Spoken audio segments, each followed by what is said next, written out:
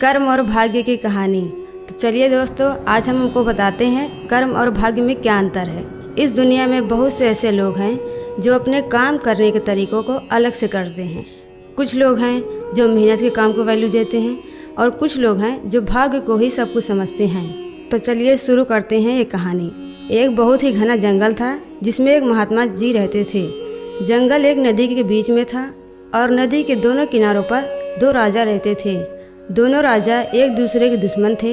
दोनों एक दूसरे को देखना पसंद नहीं करते थे, लेकिन एक बात दोनों के लिए एक ही था कि कोई भी काम के लिए वो एक बार महात्मा जी के पास जरूर जाते थे।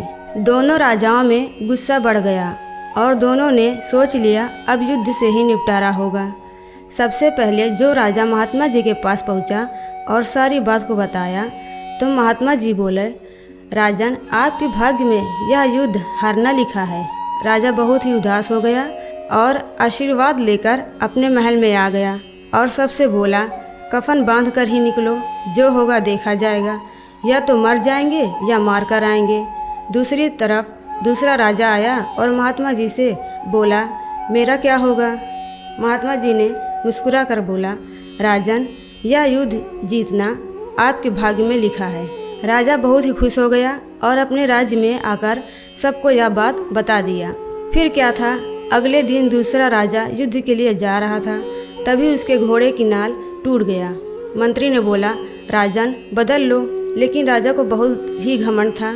उसने बोला, अब तो युद्ध जीत रहे हैं, फिर चलो कोई बात नहीं। राजा युद्ध में पहुंच गया और दोनों तरफ की सेना एक दूसरे पर टूट गई। थोड़ी देर बाद दोनों राजा एक दूसरे के सामने आ गए।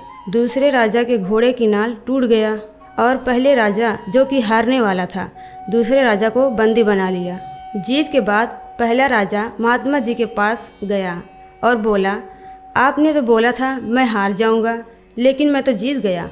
फिर महात्मा जी ने बोला, राजन, आपके भाग्य में यही लिखा था, लेकिन आपने अपने मेहनत से अपने भाग्य को ही बदल दिया। तो दोस्तों, इस कहानी से हम लोगों को यही सीख मिलता है कि भाग्य भी उनके साथ होती है जो अपने मेहनत से काम करते हैं। तो चलिए दोस्तों, इस वीडियो को यहीं समाप्त